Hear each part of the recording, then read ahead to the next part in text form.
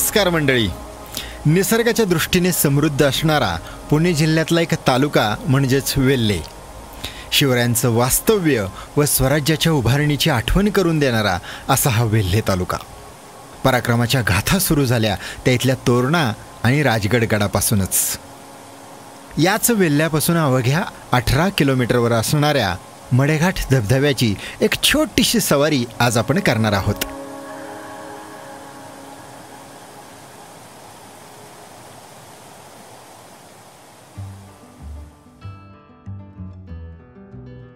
मडेघाटात जाण्यासाठी पुण्याहून 2 रस्ते आहेत.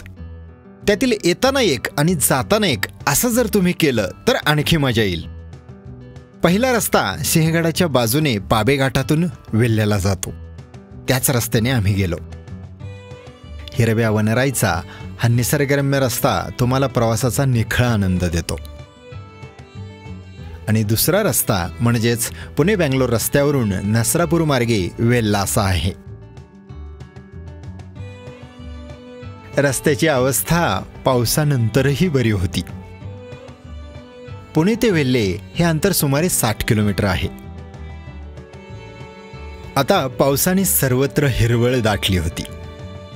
मडेघाटाच्या मुख्य धबधब्यापर्यंत जाण्यासाठी केळद या छोट्याशा गावापासून आत रस्ता आहे. इथलं फाटक पार करताना शुल्क घेतलं जातं. थोड्याशा कच्च्या रस्त्याने आपण एका पुलाला ओलांडून पठारावर गाडी पार्क करतो. 5 मिनिटातच एका टपरीजवळ जिथे चहा, भजी, वडापाव मिळतात तिथे येऊन आपण पोहोचतो.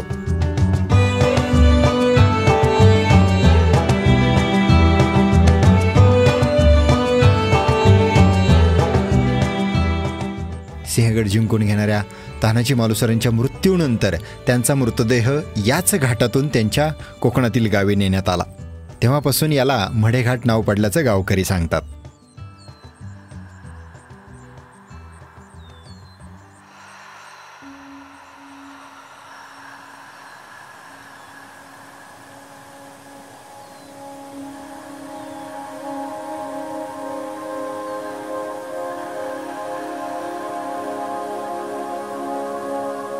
आता इथपासून चालत अगदी 5 मिनिटांच्या अंतरावर 2 डोंगरांचे पुढे आलेले सपाट भाग दिसतात.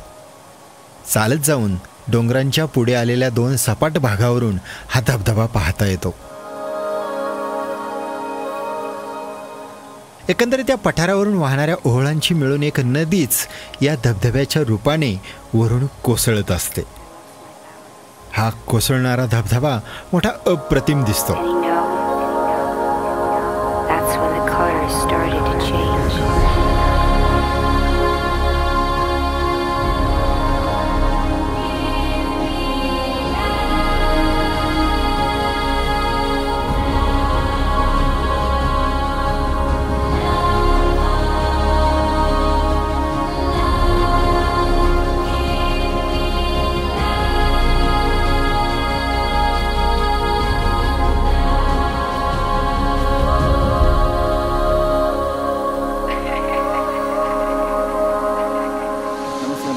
सोमनाथ नागोडे चॅनलमध्ये तुम्हा सर्वांचं पुन्हा स्वागत. मित्रांनो, तुम्ही माझ्या मागे पाहताय तो आहे मडेघाटचा सुंदर असा लक्ष्मी धबधबा. हा धबधबा पाहण्यासाठी तुम्हाला वेल्हा तालुक्यामध्ये यावं लागेल, जे तालुक्याच्या ठिकाणी, आणि त्या तालुक्याच्या ठिकाणापासून 15 ते 20 किलोमीटर प्रवास करून तुम्हाला या केळद या ठिकाणी यावं लागेल. केळदचा लक्ष्मी धबधबा आहे हा, जो मागे पाहता येतो. हा मडेघाट परिसर आहे. अत्यंत सुंदर निसर्गरम्य असा भाग आहे.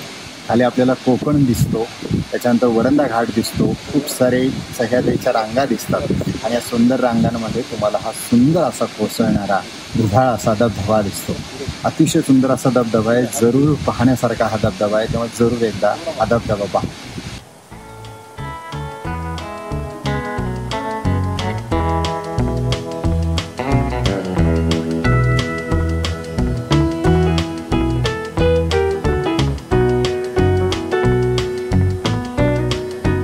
इथे धबधब्यावरून रॅपलिंगचा थरारही तुम्हाला अनुभवता येतो. तशी या ठिकाणी सोय आहे.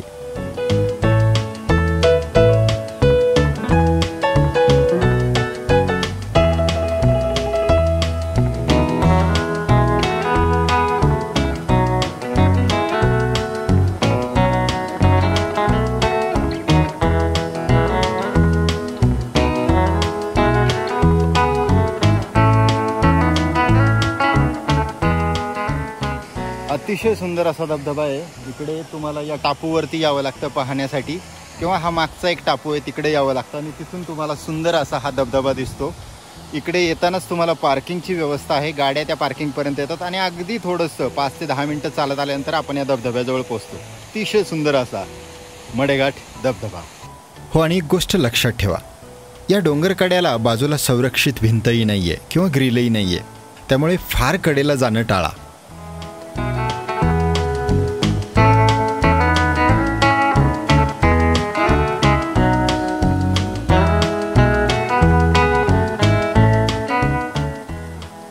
अनेकदा हा धबधबा धुक्यात हरवलेला असतो. या लक्ष्मी धबधब्यावरूनच रायगड, लिंगाणा आणि वरंदा घाट दिसतो.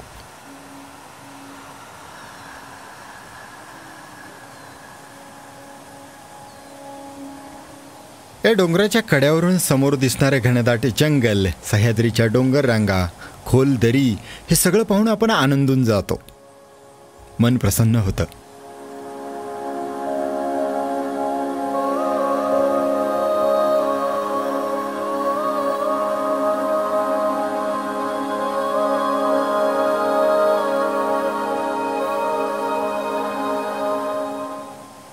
हा धबधबा पावसाळ्यात सुरू होतो आणि ऑक्टोबर नंतर तो कोरडा असतो.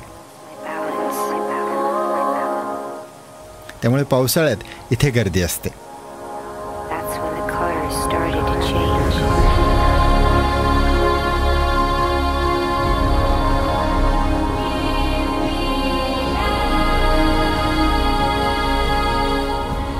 हा मडेघाटाचा परिसर इतका निसर्गरम्य आहे की हा नजारा डोळ्यासमोरून जाऊच नये असं आपल्याला वाटत राहतं.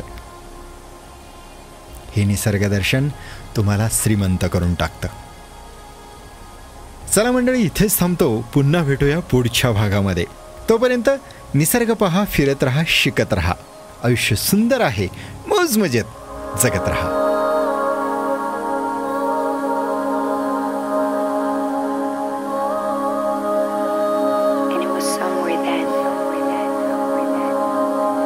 Started to feel